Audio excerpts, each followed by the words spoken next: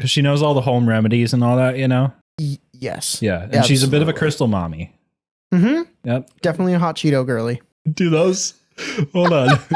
Is there overlap there? Oh, yeah. Oh, yeah. Hello, welcome to Summon Greater Podcast. Yeah. The show with hot men who can't stop talking about giants to save their lives. We tried. I think, have we brought up giants in over half of our episodes so far? It's been at least 3. It's been a few. Yeah. Yeah. I don't want these on my head. They're not doing anything. I'm not monitoring myself. Yeah, I don't know why mine are still on either. I peer pressured you. I totally forgot they were on my head. This episode is sponsored by My Will to Live. And brought to you by the letter K. It's coming back. That's good. Both My Will to Live and the letter K. Letter K is not bad. K stands for... All right. Kids. What? No. No. No, no. I hope not. No, no. Nobody's having them. No. That would be a drastic inconvenience to our already busy schedules. Not in this economical climate. Especially not. No. Hey, we like homebrew a considerable amount, and we really like yours. And if you want to share it, you should. You should send it to us at summongreater on Twitter or to our email address, summongreaterpod@gmail.com. I want to read it, and then I want to kiss you on the mouth. You're getting so good at that. So I've been told. And kissing. Not recently. Wait, what? I was gonna say that even before you said the kissing thing. I was just gonna say you're getting good at reading the thing, and then you added in kissing. So, you know, the only commit is the full commit. This is the way. That's I don't know what you're talking about anymore. Oh, hey, there's a new book out. Yeah. We already knew that because we talked about it in the last episode. Yeah, we talked about it, but it wasn't out yet. Are you good, brother? Yeah, I just took a real big sip. Do you need to burp? Red Bull. No, I'm okay. Okay. You sounded like you were just holding it back, but it was just the Chud character you were playing. Yeah. Get a little too into the voices sometimes.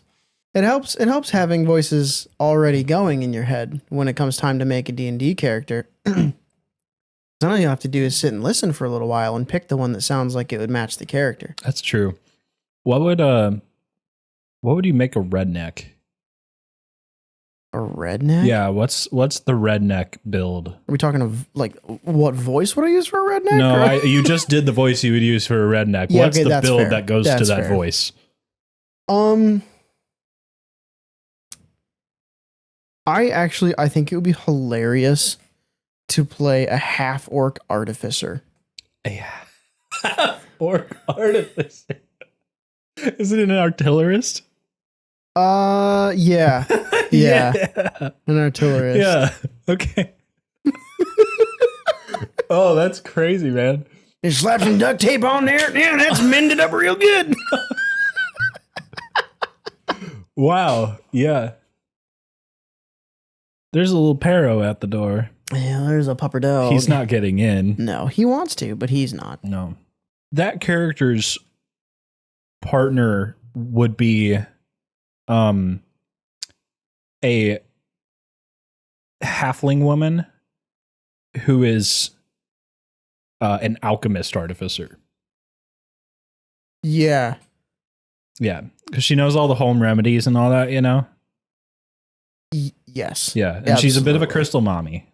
Mm-hmm. Yep. Definitely a hot Cheeto girly. Do those? Hold on. Is there overlap there? Oh yeah. Oh yeah. That's All right. that's the long fingernail tap on the crystal ASMR videos. You can still see some Cheeto dust up in there. You've lost me. This is not a type of person. And the Lord goes deep.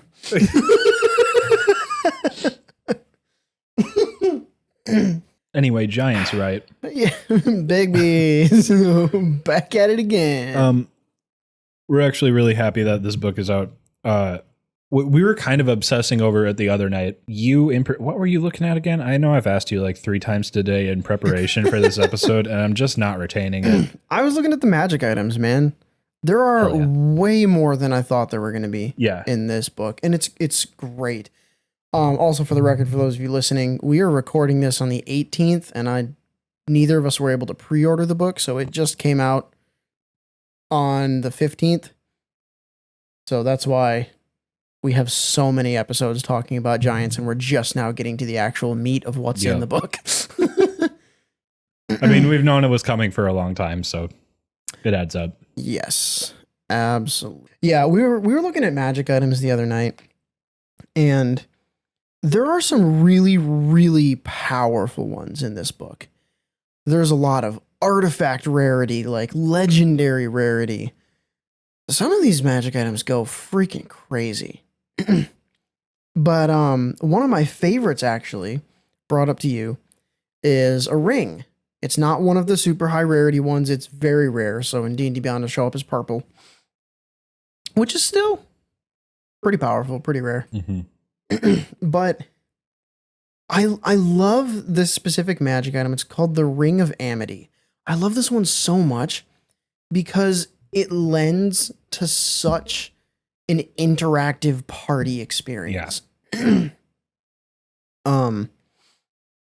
Yeah. So just get right into it. When you first attune to this ring, you can touch one willing creature and form a magical bond between the two of you. While this bond lasts, whenever you are subjected to a spell or magical effect that restores hit points, the bonded creature also receives the benefits of that spell or effect. So it's just instant payoff because you're getting double the healing.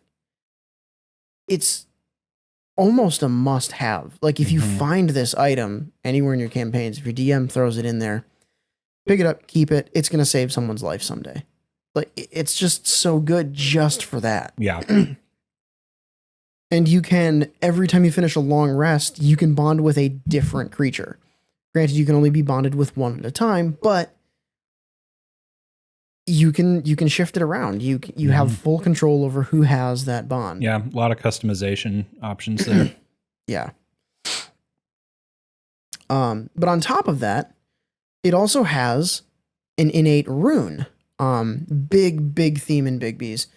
Runes like set into magic items and classes, subclasses, all very, very runic. We talked about it before with like how we were hoping it was going to pair well with the rune fighter. Boy, were we not disappointed. It pairs so well. The Ring of Amity's rune is crazy. Absolutely nuts. You, to invoke the rune, when the bonded creature, the creature that you are bonded with, so it does have a bit of a limitation, but when the bonded creature hits a target with an attack roll, you can use your reaction to invoke the ring's rune if you are within 60 feet of the bonded creature. The bonded creature's attack is then turned into a critical hit. Wow. Once the rune's invoked, it can't be invoked again until the next dawn. But that's just so strong. It's a very powerful effect. Like, especially in a campaign setting where like your teamwork is tight, you know? Yeah. You know, if those two party members have some good ass communication and you set up for, you know, some extremely powerful, very creative hit. Yeah. And you throw that on top of it. Especially like if you're dealing with like I can think of 2 ways where that can get absolutely nutty. And the first way is if you are, I'm kind of basing this off of like the person attuned to this ring is probably going to be a barbarian, a fighter, someone who's going to be in the front lines. Yep. Because that's someone that the spellcaster can kind of focus on and get healing to them. Sorry, the spellcaster, the healer can focus on them, get healing to them, and whoever else is bonded with them.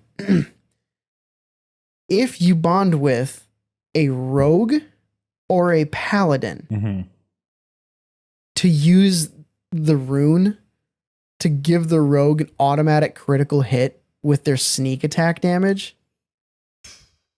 or the paladin with their divine smite. Yeah. Yeah, either way, that's so busted. Yeah. It's just nutty. But yeah, I mean, there's so many ways you can use this this item. And it doesn't even have to be the fighter who's attuned to the ring. You can have someone in the back attuned to the ring and bond with the fighter or the barbarian or someone like that.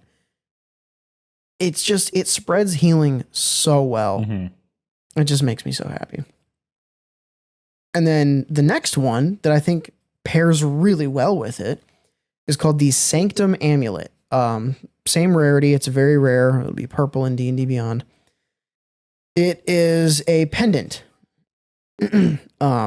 While you are wearing this item, you have resistance to necrotic damage. Additionally, you can cast the Spare the Dying cantrip using either an action or a bonus action. So I love that, first of all, because you can give it to someone that's not a healer, and you just automatically, no matter what, you have a backup. Yeah. If something goes wrong, if you lose your healer, someone knows Spare the Dying. Yeah, that ability is extremely powerful. Yeah. It can get you out of a lot of really sticky situations. On top of that, this one also has a rune. When a creature you can see within 60 feet of you is reduced to 0 hit points as a result of taking damage, you can use your reaction to invoke the item's rune, causing the pendant to flash with pale light. The creature then drops instead to 1 hit point. God. Yeah. Wow, dude. Again, that does a lot. Yeah. And again, once it's been invoked, it can't be invoked again until the next dawn. But like, specifically having those 2 items in the same party makes combat so much less scary, I guess. Like, I don't know how else to really describe it, but like, you can kind of just throw yourself into combat. It's just, I just love the synergy between them. I just think it brings a ton of variety to combat, and it makes things a lot more strategic, and it allows you to like really plan out what you want to do in terms of like being the most helpful to the other people in your party. It's really, really cool to like kind of see items like this, especially for me, thinking of them as like bowling bumpers for like getting a party to like work with each other instead of just being 6 individuals in combat hitting something really hard. Yeah. And then there's one other one, not at all attached to those 2. Just, I thought it was so freaking cool. And actually, going up in rarity to legendary, the Shield of the Blazing Dreadnought. Okay. Which is just props for the naming. That's a beautiful Wizards. name, like, yeah. so much of the names in this book are just so freaking cool. Shield of the Blazing Dreadnought. Modeled after the forbid. Try that again. Modeled after the formidable spiked tower shields wielded by some fire giants. This iron shield emanates a constant warmth. Like, for one, just the visual image there right away. An iron spiked tower shield. Yeah. Like, yeah, that's amazing. So you've got a tower shield. You can use a bonus action to activate the shield, causing glowing lava to flow through the shield's grooves for 1 minute. And then while it's active, while that lava's flowing through the shield, you gain the following benefits. Blazing Soul, you have immunity to fire damage. Oh my God. Yeah, just right off the bat, it's just like, okay, you're a fire giant now. Yeah. Cleansing Fire, As an action, you can cause the shield to flare with the cleansing fire of the god Surtur. Choose one creature you can see within 30 feet of yourself. You can choose yourself. One disease or condition of your choice affecting this creature ends immediately. The condition can be blinded, charmed, deafened, or poisoned. It's got such a good use. Yeah. That's a lot of utility on one item. Yeah. And then you can also do a shield bash. Shield bash. Big enough, you probably could take a bath in it. When you take the attack action on your turn, you can replace one of your attacks with a shield bash, which off the bat, amazing because it does not take your entire action. Yeah. You replace one of your attacks, which like if you're a fighter, you have like 3, maybe 4 attacks a turn. It like if you're at higher levels. I love it. I'm so addicted to this thing. Yeah, just combo into that. Yeah. Yeah. You can replace one of your attacks with a shield bash, targeting one creature you can see within 5 feet of yourself. The target must make a strength saving throw. On a failed save, it takes 3d6 bludgeoning damage and 3d6 fire damage. Holy crap, man. And is knocked prone. Okay, so combo out of it. Yeah. Yeah. On a successful save, the target takes half as much damage only. You can only use shield bash once per turn. And once the shield has been activated, it can't be activated again until the next dawn. I mean, dude. But that's once per turn. Yeah, that's so often. It's crazy. Because you activate it, it's active for what, a minute? Yeah, 1 minute. Which is 10 rounds in combat. Bonkers. Holy crap. What are the prerequisites for using this item? Be able to use shields. That's it? That's it. That's crazy, well, because D&D doesn't have different classifications of shields. I know, but like some items have requirements, right? Oh yeah, absolutely. I mean, there are items that like require they have to be attuned by a spellcaster, have to be attuned by a barbarian, have to be attuned by a ranger, whatever. Yeah. It's just universally acceptable. Nothing. It's just insane. Pick up the shield and attune to it. What the hell? It brings up a really interesting question, though. Do you think D&D Beyond, or like D&D in general, should have different classes of shield the same way that they do for weapons and armor? I do. I think that really just for tower shields, though. Yeah. You know, like, I mean, just like a light and heavy shield. Yeah. And I wouldn't throw many shields in the heavy shield category, you know, but this one certainly. Yeah. Like this one should have a strength requirement at least. I would think so. Yeah. Yeah. Because carrying around a tower shield to begin with is like a bit of a tall order, to be quite honest. Yeah. And also this one's like, I would think it's heavy as hell. Right? I mean, like, it is an iron tower shield. I would assume that's not going to weigh less than 100 pounds. Just absolutely insane. Yeah. And just like, yeah, like you said, the fact there's no prerequisites. It's just, you can just pick it up and go. Obviously, it's legendary rarity. Mm-hmm. So it's like, the odds of you finding it are fairly low. Yeah. Unless you've got a really fucking cool DM. But I mean, it's just a phenomenal shield. There's literally no downside to using it. The more items that you and I look at, the more I think about using a rarity table. What do you mean by a rarity table? Like, you know, use some kind of rarity roll system. Oh, like, yeah, where you can like randomize like what rarity level like magic items are in the dungeon. Yeah. That'd be kind of cool. Because I think something like this just kind of popping up, you know, and being a surprise to the DM as well. Oh, I see. It's kind of fun. Right. That would be kind of cool. Mm-hmm. Yeah, I've never thought about doing it that way because I'm always the kind of person that like, if we do a dungeon, I want to theme it, and then I want to have magic items that fit the theme. That's the problem. That. Yeah. Immediately after I said that, I was like, I would certainly end up retroactively coming up with a reason why something like that is there. Yeah. You know, the reason I am thinking this way is because I'm trying to counteract the part of my DM brain that naturally wants to put this arbitrarily way later in a campaign. You know, just because it is strong as hell. Yeah. And like, to be honest, you probably should, but I don't know. I don't know. Is that realistic, do you think? I don't know. I mean, it really kind of depends on the campaign. Yeah. And it depends on the DM, and it depends on the group. I'm just battling over whether that's in the spirit of the game. I think anything is in the spirit of the game as long as the DM and the players are on the same page. Like, I don't see any reason why having a legendary magic item at low levels would be a problem. Right.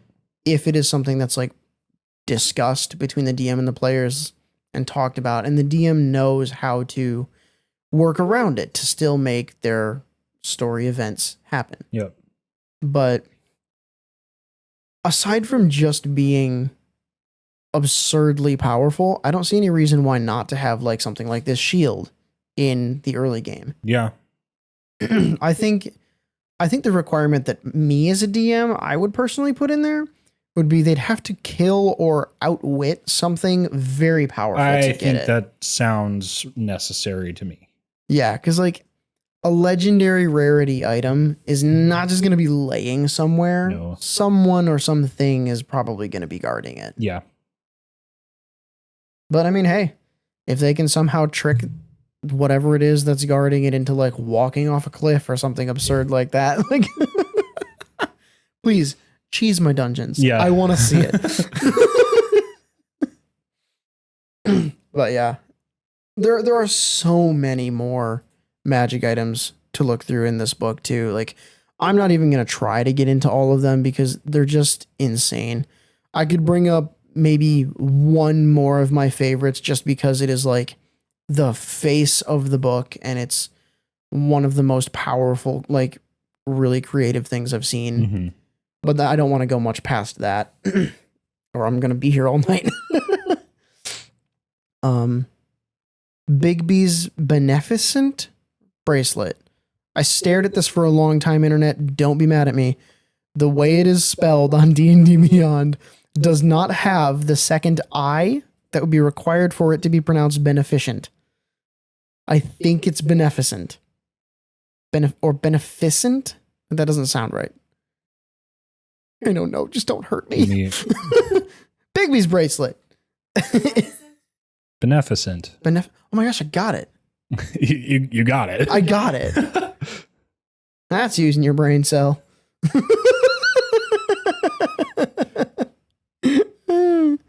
But yeah, crazy gold bangly bracelet. This is artifact rarity. Them's the brown ones. Them's the crazy stuff. One minor random beneficial property, one major random beneficial property, one minor random detrimental property. Some of the coolest stuff to have been created in all of Dungeons and Dragons. The beneficial properties and detrimental properties tables. Mm-hmm. I love it. So much fun. With this bracelet, while you're wearing the bracelet, you can cast Mage Hand. It's just it. It just gives you Mage Hand. Great. And then you get Force Sculpture. Force Sculpture. Force Sculpture. By focusing and channeling the bracelet's magic for 1 minute, you can create a spectral copy of a large or smaller non-magical object.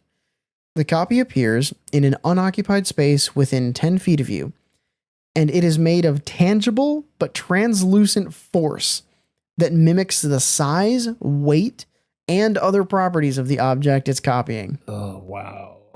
The copy must appear on a surface or liquid that can support it.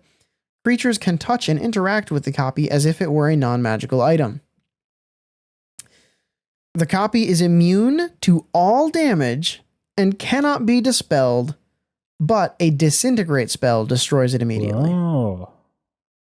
Otherwise, the copy disappears after 8 hours or when you dismiss it as a bonus action.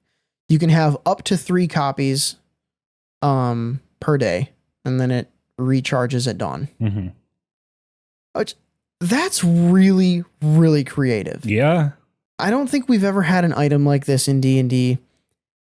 It makes things so exciting. Because, like, imagine if, like, you're trying to escape a dungeon or something, or you're, like, running and something's chasing you. If you can somehow slow it down for a full minute, and then you copy, like, a boulder and put it in the middle of the path. Yep. And you just go. And there's just a boulder there for 8 hours. Like, it's just so cool. Yeah. Yeah, that is so much potential. Yeah. Just a ton of stuff you could do with that. That's a very good role play ability. Yeah. Now, you want to hear the very good combat ability? Oh, tell me. As an action, you can use the bracelet to cast Bigby's hand at 9th level. So that means it has a spell attack bonus of plus 13. When you cast the spell this way, it does not require concentration. Okay. Which is absolutely fucking bananas. That's cracked, bro. Yeah. Oh, man. Insanity. Once this property is used, it can't be used again until the next dawn. So once a day. But, oh, man. Because the craziest part about it, Bigby's hand is a 5th level spell naturally. Mm-hmm. Let's take a look at how much damage it do normally. Clenched Fist. When you make a melee attack with the clenched hand, the target would normally take 4d8 force damage. That goes up by 2d8 for each spell level above 5th. So 4d8, we're looking at 6, 7, 8, 9. So that would be 12 d8 total for that? Yeah, I think so. Yeah. And like there are other ways you can damage stuff with the hand. There are other crazy things you can do, but like 12 d8 damage. And you just have it up for like what? Yeah, a minute. So you can just whack people with the hand. Yeah. Man. Yeah, it wouldn't have been as absurd if it just cast Bigby's hand and like, oh, you can do that a few times a day. I would have still looked at this item and gone, that's cool. Because it's iconic. It's Bigby's bracelet. You cast Bigby's hand. Mm-hmm. Doesn't require concentration. You cannot have it ended before you get the full minute. And you can concentrate on something else too. If you are, for whatever reason, you give this to a cleric. Oh my God. You can have Bigby's hand and a spiritual weapon. Oh my gosh. I want to. And you can action hit with Bigby's hand, bonus action hit with spiritual weapon. Holy crap. Jeez. Oh my gosh, the Puppet Master, dude. Yeah. Oh, that's such a cool name for it. That would be sick. That would be funny and awful to throw at a party. Oh, that's mean. Just some evil bastard who's gotten their hands on both of those. Oh, that would be real mean. I love it. I love it so much. The way I envision Bigby's hand is, did you ever play Smash Brothers Brawl growing up? I know you had Melee. Yeah, I actually did not have Melee. I had Brawl. Okay, that was. Do you know the Isaac Assist Trophy? Oh, I don't remember many of the assist trophies, but there's one that just like sends a big hand across the stage. Yep, I do remember that one. That's exactly what I think of every time I hear this spell mentioned. Go away! Yeah, I just recently listened to one of the Critical Role one-shots, The Search for Bob. Okay. Which is the follow-up to the Search for Grog. But there was a really fun, creative use of Bigby's hand, like at the very end of that Really? one shot. Yeah, they were fighting like it was called the Dust Titan or something. Basically, this big like sandstorm elemental. Mhm. And so if you got too close to it, it could like grab you and like shove you inside its body, and you would take like piercing damage because it was a wow. sandstorm. And so Sam, playing Scanlan, used Bigby's hand to push one of the other characters out of the body. Wow. Yeah. That's cool. It was just like, that's so much fun. That's like great. I love the utility that Bigby's hand has. Yeah. Wow. But yeah, magic items go kind of crazy in this book. There are many more. Oh yeah, but that's also not all that it has. Obviously, there's a lot of other new stuff. Yep. Is a real big book. With one really big subclass. Yeah, see what you did there. This is the Path of the Giant for the Barbarian. It's the only new subclass introduced in this book. The first ability you get through this subclass is Giant's Power. When you choose this path, you learn to speak, read, and write Giant or one other language of your choice if you already know Giant. Additionally, you can learn a cantrip of your choice between Druidcraft or Thaumaturgy. Oh. With Wisdom being your spellcasting ability. That's kind of cool. That's really interesting to me. It feels like almost counterintuitive to the class. So I thought so at first, but after just like reading through this subclass a bit, it became very clear to me that they're trying to evoke the elemental nature of giants. Okay. And that, like, when you think about how Druidcraft is used, that makes a lot of sense. Like that was the one that was giving me trouble at first. I'm like, why that one? It's a very, Druid ability, but it's also like a very giant ability just in the way they manipulate their environments by existing.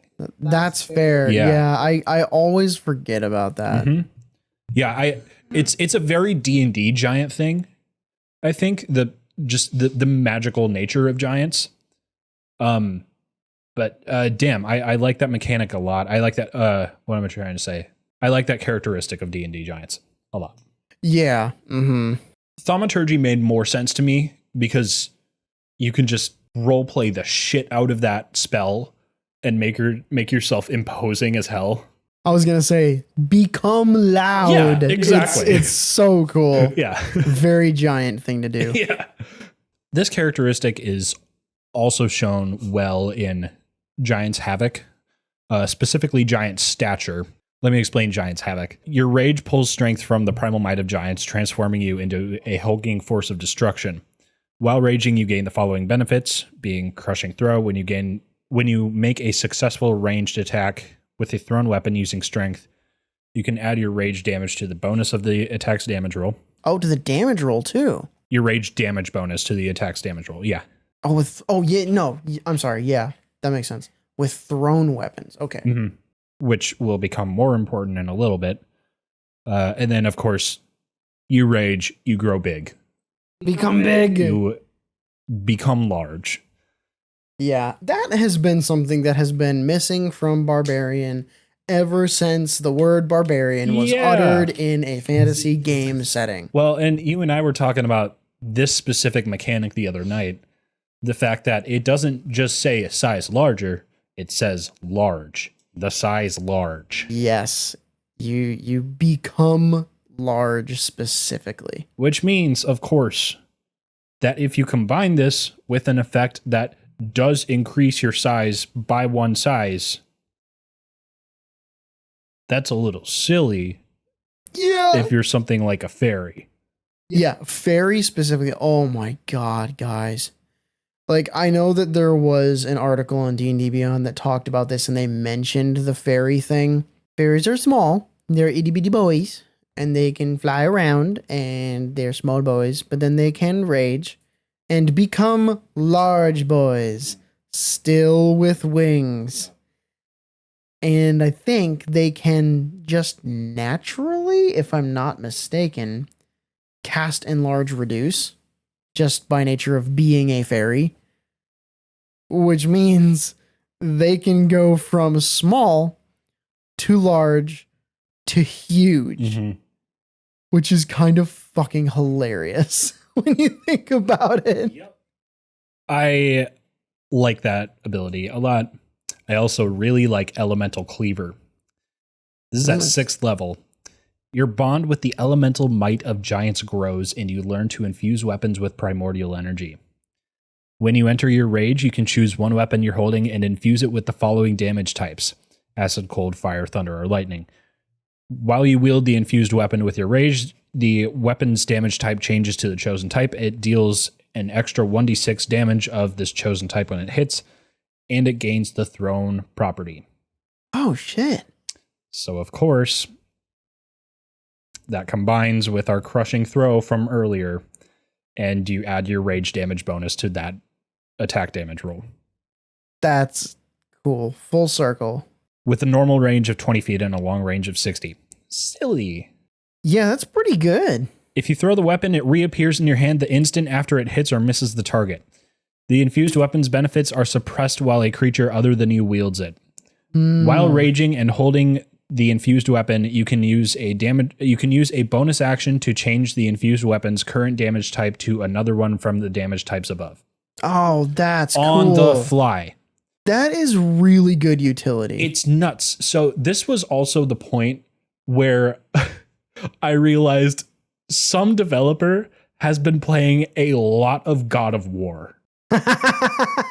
This is the Kratos build. Yeah, it really is.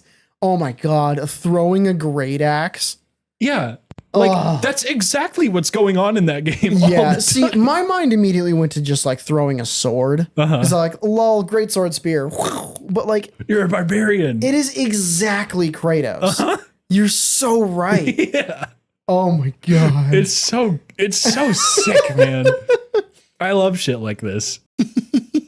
I think the DMs should give inspiration if you refer to the rest of your party as exclusively boy or girl.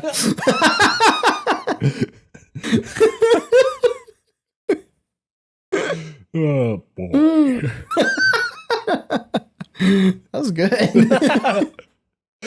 I should practice that a bit. That's a hard voice to do. Oh my gosh, yeah. That's a very talented voice actor. Yeah, the guy who does Kratos, his voice is phenomenal. Ugh. Also, it doesn't help either that he looks like the physical embodiment of the Giga Chad memes. You know, I haven't seen a photo of this guy in a minute. Oh, you're going to freak out. Oh, Christopher Judge. That's right. That jaw, dude. I know. It's crazy. It is the jaw. It is the most jawest jaw of all times. Wow, man. Damn. What a legend. What a legend. So we need to talk about Mighty Impel. Mighty Impel. Which is the feature the subclass gains at 10th level. Your connection to giant strength allows you to hurl both allies and enemies on the battlefield. What? As a bonus action, while raging, you can choose one medium or smaller creature within your reach and move it to an unoccupied space you can see within 30 feet of yourself. That's a long-ass throw. You can just yeet people. That's a really long throw. So how does that work with throwing enemies? Like, is it like just a willing creature? Or, I mean, it can't be a willing creature if you're throwing enemies. An unwilling creature must succeed on a strength saving throw to avoid the effect. Oh boy. Mm-hmm. Oh, that's kind of crazy. Yeah, that covers that. If at the end of your movement, the thrown creature isn't on a surface or liquid that can support it, the creature falls, taking damage as normal and landing prone. That is so crazy. So do you know what dynamic immediately popped into my head when I read this? What? I thought about, I can't remember if you brought this up on the podcast in our last recording session or not, but I thought about Roll With It. I think we did talk about it in one episode. Yeah. Because we were talking about ginkgo. Yeah. So it's a goblin feat from Pathfinder that we were talking about an episode or two ago, in which you take damage and you can just, roll with it. You make acrobatics check. Yeah. And you just get yeeted instead of taking the damage. Yep.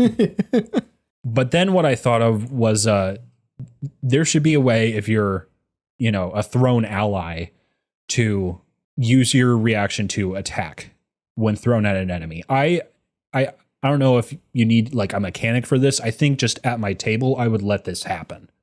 You know? I think the mechanic that I would probably use for this would be the held action mechanic. That is a good way to do that. Yeah. No, that is probably the way to do that. Because, like, if you don't know you're going to get thrown, you probably aren't going to be able to attack out of it. Right. But if you do know you're going to get thrown, you can hold your attack and be like, yeah, throw me. Yeah. Yeah. I think the one thing that I would like to do is if you do hold your action to attack out of being thrown by a giant, I would want there to be some kind of modifier to the damage. I should think so, yeah. I think, you know what I would do? I would just use, what was it called? I would use Crushing Throw. Read that one for me again. When you make a successful ranged attack with a thrown weapon using strength, you can add your rage damage bonus to the attack's damage roll. That's fair. I would just do that. Yeah. And That's I would add really that to smart way to do it. your party member's damage roll. That's a really smart way to do that. Mm-hmm. That's sick. Now, granted, I don't know if this is overcomplicating it. I think if it misses, there's probably a little bit of drawback. Well, I mean, what I would do, honestly, you mean like if the attack misses, that they just... Yeah. I would probably look at it as like, you just got chucked by a giant.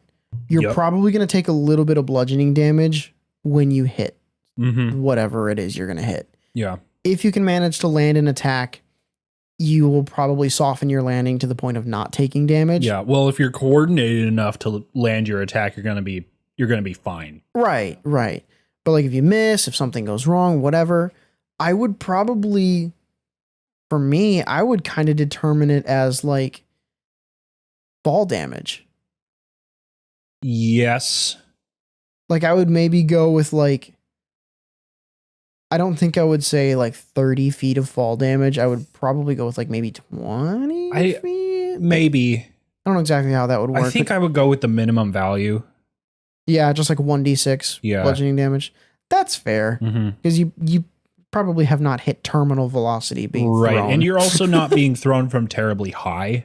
Yeah. All things considered. Now, if they throw you directly into a wall that's like less than 10 feet away from you, there's that. Then I would say, okay, maybe like 2 or 3 d6. Then that's a giant attack roll, I think. Yeah. Yeah. Honestly, what's craziest to me about that ability is being able to throw enemies with just a saving throw. Because like grapple is a contested check.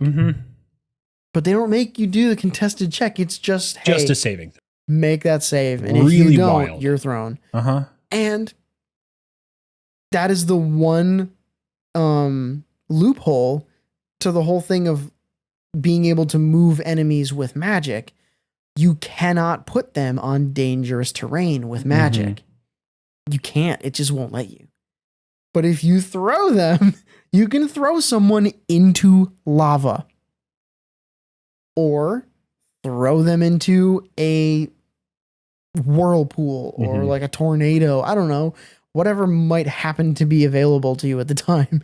You can just throw someone into it. Yep. Yeah. The positioning that you could do with that is a lot of potential freaking cool. Yeah. Yeah. I was watching a video earlier lamenting how I was reading an article. It was from like 2015 on just like some dude's blog. I wish I could remember what it was called, but it was like kind of popular while 4E was relevant. Oh, okay. Lamenting like how often enemies just kind of become a punching bag when they're able to be surrounded. Which was, you know, an issue for at least the writer at the time, you know. But stuff like that, where, you know, you have that kind of positional ability, maybe exacerbates that issue. Maybe, but you also got to consider that if your players are like, if they tend toward grouping up on something and absolutely just like clumping, for one, I'm going to say it's kind of your job as the DM to figure out a way for your monsters to take advantage of that or get around it somehow. Right. Like maybe if they have like a sweeping attack or something like that that could hit like everybody, that'd be kind of cool. But also don't forget, if the players have access to it, so does the DM. Yeah. You could have an enemy Path of the Giant Barbarian that can throw the players. Yeah. Which is really fun. Yeah. I mean, the issue of like swarming onto an enemy is kind of just a tactical thing. And it also, in my opinion, means that you probably haven't shown your players enough danger. Probably. Yeah. Yeah, that's where I feel like to really combat that as a DM, you have to add on to what the monsters can initially do a little bit, just based on their stat block. You got to start messing with them a little bit. Yeah. I think. Because that's the thing. There are so many DMs out there who I don't think quite understand the stat blocks that are in the monster manual and in like the player's handbook, whatever, wherever they may be. Those stat blocks are great, but they're not meant to be the only iteration of those monsters, those creatures, whatever they may be. You're the DM. You get to make them whatever you want, whatever fits your world, your setting, whatever fits what needs to happen with your party. Take that stat block and run with it. I think that's kind of the issue, though, is like that's necessary. Yeah. You know what I mean? Like you kind of have to add stuff if you want to challenge your party with a good deal of the monster manual. Yeah. That's why like the challenge rating system has always kind of confused me. I've never really figured out how to make like a fully balanced encounter just by grabbing monster stat blocks from the monster manual. It's just, it's never quite made sense to me because I've had so many characters in my campaigns that have been, in no way is this derogatory, glass cannons. Sure. Very high damage output, very low protection and hit points. And so if I just go a little bit above and grab a higher CR monster so that it can tank all of the damage that my players are dealing, it's going to deal enough damage to possibly 2 or 3 shot some of them, which is kind of freaking scary. And as a DM, I didn't want this one to be a TPK, so I don't really want to use that monster. Yeah. But then, I mean, my usual default option is to take a monster with less damage output and just beef up that hit point number. Yeah. Maybe. I don't know. I in that campaign I was talking about a couple episodes ago where I was playing the the Vidalcan cleric. Yeah. Our party was put up against a young black dragon. And it was easy because we got a little lucky. But we managed to like kind of stun lock it. For like 2 or 3 turns. Wow. And that was enough to, surround it and just do some unbelievable damage. Yeah. And, summon a shark. That kind of helped. Nice. Yeah. But I digress.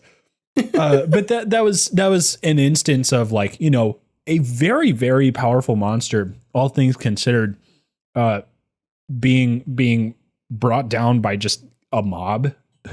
Yeah. And I mean, that's kind of where the whole thing comes in, where people have said before, the dice tell a story. And we've talked about that before. I think, honestly, I think I said that in the last session. Sometimes the DM just rolls like shit and you manage to absolutely destroy a monster. Mm-hmm. Sometimes the DM rolls like a god and it's borderline TPK. Like, I don't think that my strategy of adding hit points to a monster is the correct one. I think it is the one that was the safest play for me at the current time. Sure, yeah, it was a Band-Aid fix. Yeah, it really is. And I think that the encounter balancing is probably the hardest thing for me as a DM. That is something that I have not figured out yet. And it's not a matter of like, oh, you just need to do more research. You just need to like know your players better, know your party better. It's just combat is severely unpredictable. Yeah. Especially in campaigns where you have a lot of people that are focused on damage, a couple people that are focused on utility, but we don't really have, thinking specifically of my current campaign that I'm running, we don't really have a designated healer. Right. Like your character can heal, but he's a druid. So it's like, yes, there's cure wounds in there. Yes, there's some other healing spells, but that's not your job in combat. And it shouldn't have to be. And so it kind of comes down to how much damage can I throw at you guys before it becomes overwhelming. Yeah, it kind of comes down to that, and just like you guys are going to do a ton of damage because we've got a barbarian, we've got a monk, and we've got artificer and a sorcerer and a druid, which is all really cool. But the healing requires us to be extremely resourceful. Yeah. You guys have to like really pay attention and be careful. And it's great. It's super strategic. It's super cool seeing all the fun utility stuff that you guys have. But without a designated healer, it just complicates things, and it means that combats are going to go really fast in one direction or the other. We have gone on hella tangents this episode, and that's not the worst thing ever. But I want to talk about the last couple things in this subclass here before we wrap. Yeah. Demiurgic Colossus is what you get at 14th level. The primordial power of your rage intensifies. When you rage, your reach increases by 10 feet. Your size can increase to large or huge. Oh, man. And you can use your Mighty Impel to move creatures that are large or smaller. That's crazy. And there is no specification about whether that throw distance changes or any change to the saving throw. Just the same shit. Throw a large creature 30 feet? Why not? In addition, the extra damage dealt by your elemental cleaver feature increases to 2d6. That's awesome. What a cool subclass. Yeah. This just rounds it out to something truly insane. That's so much fun, dude. Yeah. Yeah, you just become a giant, a somewhat small giant. Yeah, but like a stunted giant, but stunted, cracked out giant by the time you reach 14th level. That's at 14? Oh yeah.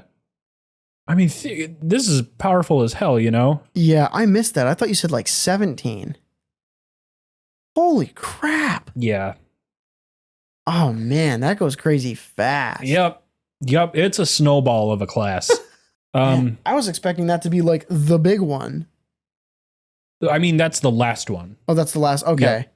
Oh yeah, because I think you get like regular class abilities after that. I think that level 14 is the last level you get subclass abilities from Barbarian. Yeah. That's still insane. Mm-hmm. Still insane. That's making me want to run a purely Viking themed campaign. This would be great in something like that. Yeah. Because you've got Rune Carver for fighter. You've got this for Barbarian. Yeah.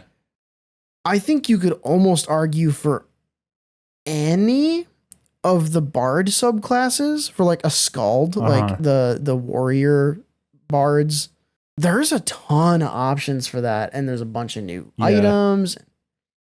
I want you to watch Vinland Saga. This is I want to watch it so bad. This is basically one of my favorite characters in that show. Yeah, Vinland Saga and Legend of Ragnarok have Yes. some really cool stuff like this. Talking about these new feats also necessitates me mentioning the 2 new backgrounds that came with this, which are really cool because the new backgrounds give you a feat when you choose the background. In order to balance this, the book said, hey, by the way, like if you're going to let one of your players use one of these 2 new feats or one of these 2 new backgrounds, because they give you a feat, you should let all your other characters take a feat as well as part of their background feat of their choice. Yeah. But the 2 backgrounds that are new are Giant Foundling and Rune Carver. So Giant Foundling is extremely thematic. Though you are not a giant, you grew up among giants. Maybe you were an orphan taken in by a sympathetic family of giants, or perhaps you lived in like a lost prehistoric pocket of the world surrounded by giants and fearsome behemoths or hulking dinosaurs. Like, so much flavor. And this is all just what they wrote down. But yeah, something about your environment, your vicinity to the giants, you kind of absorbed some of that elemental energy, like you were talking about with the subclass. Very elementally themed in this book, which is so cool. Giant Foundling, you gain skill proficiencies, you gain intimidation and survival as skills, which honestly, chef's kiss. Perfect. Yeah, that rocks. It's just, that's exactly what you would get from being a giant. Yeah. You also learn the giant language and one other language of your choice. And then there's just all the flavor there, whatever. But the Giant Foundling background grants you the feat Strike of the Giants, which is really cool. Let me pull that one up. Yummy. So Strike of the Giants has a few options, because the whole idea of it is that when you once per turn, when you hit with a melee weapon attack or a ranged weapon attack using a thrown weapon specifically, you can imbue the attack with an additional effect based on whatever type of giant you kind of absorbed the power from. So there is Cloud Strike. The target takes an extra 1d4 thunder damage. If the target is a creature, it must succeed on a wisdom saving throw, or you become invisible to it until the start of your next turn, or until immediately after you make an attack roll or cast a spell. I was not expecting that one. Like I heard Strike of the Giants and I was like, oh, cool. We're going to get like some cool elemental effects, you know, a little extra fire damage, a little extra lightning damage. Maybe we'll knock something prone. Was not expecting to become invisible to something. Yeah, that's a choice. It's so cool. And I mean, it's once per turn, so it's not crazy broken. And it just acts the same way that like invisibility does, where if you have multiple attacks per turn, if you use it on the first attack and you succeed, and then you attack them again, you're no longer invisible to them. Mm-hmm. But if you wait until like your last attack and they succeed on the save and you're not turned invisible to them. Like there's a lot of situations where it doesn't quite get you to like a broken state of combat. Yeah. It's just really cool and it's great utility. Yeah. Then there is Fire Strike, which is very self-explanatory. You just take an extra 1d10 fire damage on top of your attacks. No additional effect, just a much larger damage dice on that one. Frost Strike. The target takes an extra 1d6 cold damage. If it's a creature, it must make a con saving throw, or its speed is reduced to 0 until the start of your next turn. Honestly, I think that one's more powerful than the invisibility one. Reducing something's speed to 0 until the start of your next turn, not its next turn, your next turn, means it can't go nowhere. Uh-huh. Yeah, and that being something you can just throw out every turn. Yeah. And force that saving throw. Crazy. Really, really crazy, actually. Mm-hmm. Yeah, I don't know if this is a feat that you can take more than once. Because there are some feats that you can take more than once. That's a good point. If you could take this more than once and acquire multiple of these effects. No way, bro. Each of them triggering once per turn. If you are playing something like a Rune Knight fighter, high level, you get to like 3 or 4 attacks per turn. You could be consistently pumping out extra damage and bonus effects. Okay, let's revisit this concept when we get to the end of the list here. Yeah, you're right. Frost Strike I just did. Hill Strike. Target takes an extra 1d6 damage of whatever the weapon's original damage type is. So bludgeoning, piercing, slash. Mm-hmm. If the target is a creature, it must succeed on a strength save or be knocked prone. Self-explanatory. Kind of one of the more expected effects from a giant attack. Yeah. Stone Strike. Target takes an extra 1d6 force damage. If it's a creature, it must succeed on a strength save or be pushed 10 feet from you in a straight line. I like that. Yeah. Very, very fun one. That's one of my favorite effects. Oh my gosh, yeah. Pushing people in combat is so fun. It's just like, go away. And then the last one is Storm Strike. Target takes an extra 1d6 lightning damage. If the target's a creature, it must succeed on a Constitution saving throw, or it has disadvantage on all attack rolls until the start of your next turn. Yeah. Which is really cool. But yeah, oh, here it is. At the bottom, there is a stipulation. You can use this feat a number of times equal to your proficiency bonus, and you regain all expended uses when you finish a long rest. Okay. So it's not unlimited on every turn, which kind of balances it a little bit. Yeah. Take a drink here. I was going to say, that would be really, really nuts if you had that just full uptime. Honestly, proficiency bonuses can get pretty high. Oh, yeah. Yeah, if you get up, like I was saying before with the fighter, if you get up to like high levels to have 3 or 4 attacks per action, your proficiency bonus is probably either +5 or +6. Mm-hmm.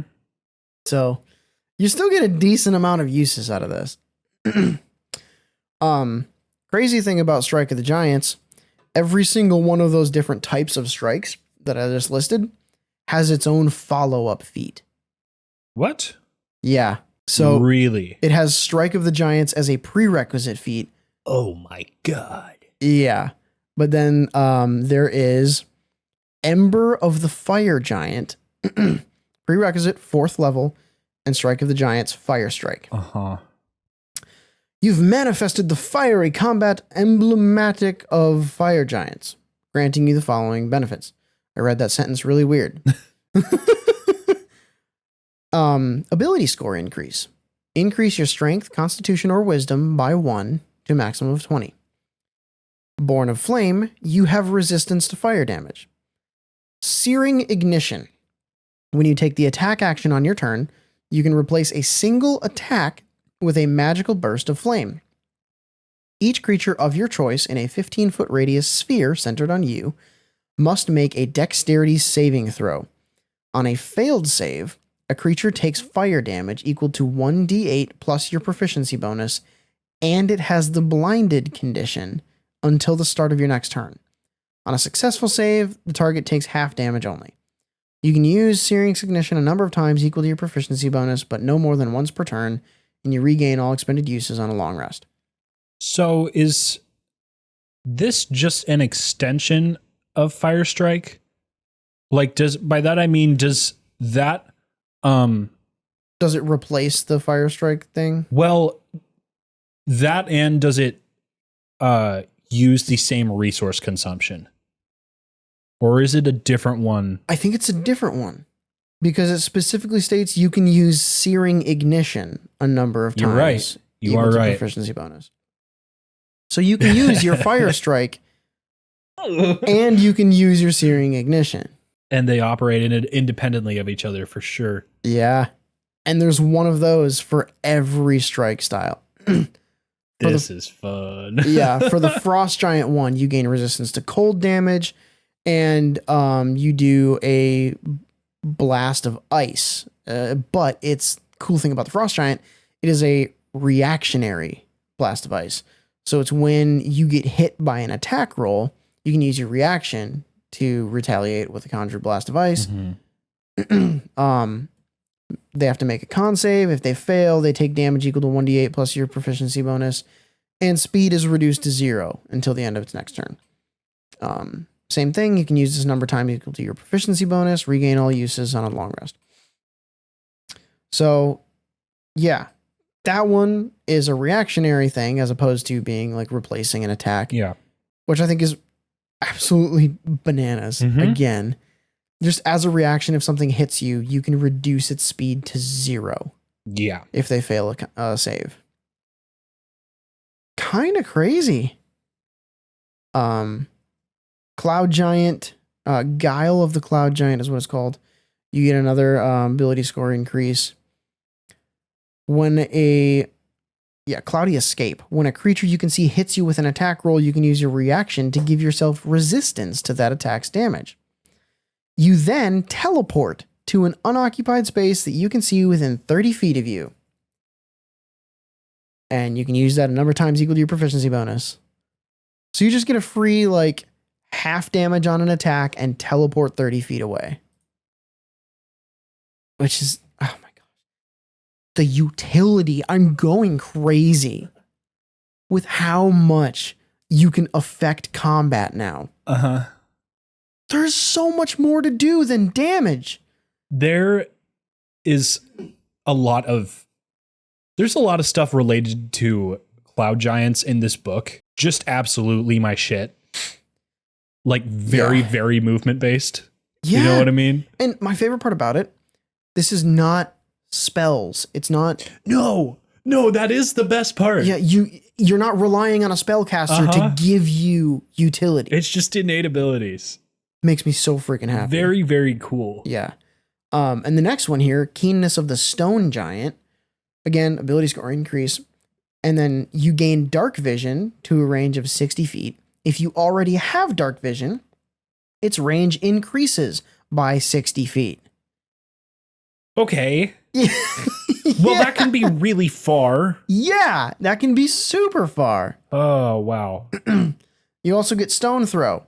As a bonus action, you can take a rock and make a magical attack with it.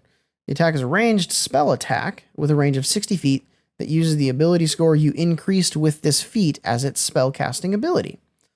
On a hit, the rock deals 1d10 force damage and the target must make a strength save or be knocked prone. Then my personal favorite one, Soul of the Storm Giant. You get the ability score increase and you get Maelstrom Aura. As a bonus action, you surround yourself with an aura of magical wind and lightning that extends 10 feet from you in every direction, but not through total cover. The aura lasts until the start of your next turn or until you are incapacitated. While the aura is active, you have resistance to lightning and thunder damage. In addition, attack rolls against you have disadvantage, and whenever another creature starts its turn within the aura, you can force the creature to make a strength save, and if they fail, their speed is halved until the start of its next turn. Mm-hmm. And you can use the bonus action a number of times equal to your proficiency, blah, blah, blah, blah, blah, blah, blah. I thought that was probably the coolest out of all of them. Mm-hmm. I love just how much that one does. Yeah. Like, it doesn't last very long. It's not like a paladin aura. It's not like the barbarian Path of the Land, whatever it was, that you get like all the rage auras. It's a very minor thing. It only lasts for one round, but it's so cool. You get resistances. You can have someone's damage or speed. So freaking fun. The last one with that is Vigor of the Hill Giant. Ability score increase, and then Bulwark. When you are subjected to an effect that would move you at least 5 feet or give you the prone condition, you can use your reaction to steady yourself. You are not moved, and you do not have the prone condition. And the funniest one, this one also gives you Iron Stomach. Whenever you eat food as part of a short rest and spend 1 or more hit dice to regain hit points, you regain additional hit points equal to your Constitution modifier plus your proficiency modifier. Just eat more food, get more health. It's just so fun. Yeah. But yeah, so that's the Strike of the Giants one. The other one is Rune Shaper, which is part of the other background, Rune Carver. Rune Carver background is basically like a wizard for non-spell magical effects. You just learned how to use runes and like how to emulate giants. You gain proficiency in history and perception, which I think is really cool because you are essentially like an archaeologist or an anthropologist studying giants. Super fun. And it gives you the Rune Carver feat, which the Rune Carver feat lets you cast Comprehend Languages once per long rest. Or if you are a spellcaster. The Rune Shaper feat? Yes, thank you. Okay. Rune Shaper feat lets you cast Comprehend Languages once per long rest for free. If you're a spellcaster, you can use any of your spell slots to cast it again. Not bad. Also gives you Rune Magic. You know a number of runes equal to half your proficiency bonus, rounded down, chosen from the rune spells table. Whenever you finish a long rest, you can inscribe each rune that you know onto one non-magical weapon, armor, piece of clothing, or other object that you touch. You temporarily learn the first level spells that correspond to the runes you inscribed as specified on the table, and you know those spells until you finish a long rest when the runes fade. While you are wearing or carrying any rune-marked object, you can cast the spells associated with those runes using any spell slots you have. You can also invoke the runes and cast its associated spell without expending a spell slot or using material components. Once you cast the spell that way, you can't do so again until you finish a long rest and re-inscribe the runes. Your spellcasting ability for this feat is Intelligence, Wisdom, or Charisma. You choose when you select the feat. Each time you gain a level, you can replace one of the runes you know with a different one. So this one doesn't have the follow-up feats that Strike of the Giants does because it kind of stacks on itself as you level and you get stronger. But the runes are actually kind of cool, and the spells that they cast are good spells. The Cloud rune casts Fog Cloud. Makes sense.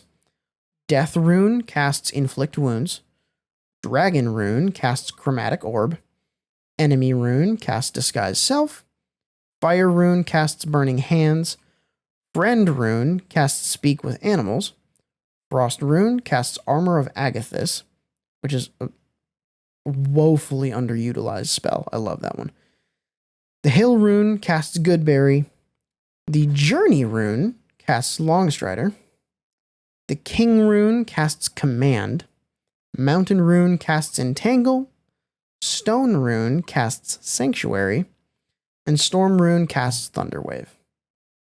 So it just adds to your spell list. It gives you more utility. Can you also, you can have this feat without being a caster, right? Oh yeah. Yeah. So this is one of my favorite things is the ability. I meant to bring this up actually with the the subclass earlier, Mm-hmm. in where it gives you, access to either thaumaturgy or druidcraft. Yeah. I love features like that, and feats like Runeshaper that just give you a spell or two innately. You just know it. It's a part of you, So there's the like shadow touched and fey touched feats. And they do that kind of that same thing. Yeah, I love this kind of stuff, and I always want more of it. It's just, I don't know, everyone having access to like a little bit of magic is extremely fun to me. I was going to say the exact same thing. It's like, yeah, you can come in, you can play your true, like, purebred level 20 fighter that all you do is hold sword, hold shield, hit hard, and protect. Mm-hmm. And that's cool. If that's the power fantasy you're going for, more power to you. I am more than happy to have you at my table, and all of our spellcasters appreciate the crap out of you. But if I'm going to play, I don't want to not have any magic or any magical abilities. Right. I want to be able to do something. Yeah. Yeah. And it's just good. It's good theming. It's good archetype building. And it's good role play too. Yeah, for sure. Yeah. I mean, the ability to just be the Goodberry guy. Yeah. Is very funny to me. I love that. Yeah. That's literally I know we've talked about him before, my character Auden right now in one of Sophia's campaigns. It's so true. He's a druid. And he casts Goodberry. Yeah. And because like part of his whole thing is the kid doesn't have a job. He doesn't really make any money. And so he will go to an inn and be like, yo, can I do some chores in exchange for letting me sleep here? And then he just makes himself some Goodberries, and that's his dinner. Yeah. Stuff like this is also really nice in campaigns where nobody has really picked a caster class. Yeah. But if you just have a smattering of something here and there, like it can really get you by, and it can go a long way, I think. Yeah. I mean, you don't necessarily need to have a caster if you have utility abilities on other characters. And I mean, obviously having a dedicated spellcaster is nice because they're very powerful. Mm-hmm. But yeah, like you were saying, like there's enough on this list that you can get by. You can make things happen. Yeah. It's just, it's so good. Yeah. It's so good. More of this, more of all of this. I want to use Runeshaper. Yeah, I know. Somehow. Literally, as soon as I read through these feats, I was racking my brain. I was like, who can I put Strike of the Giants on? Yeah, totally. Oh man, you're going to have me thinking about that.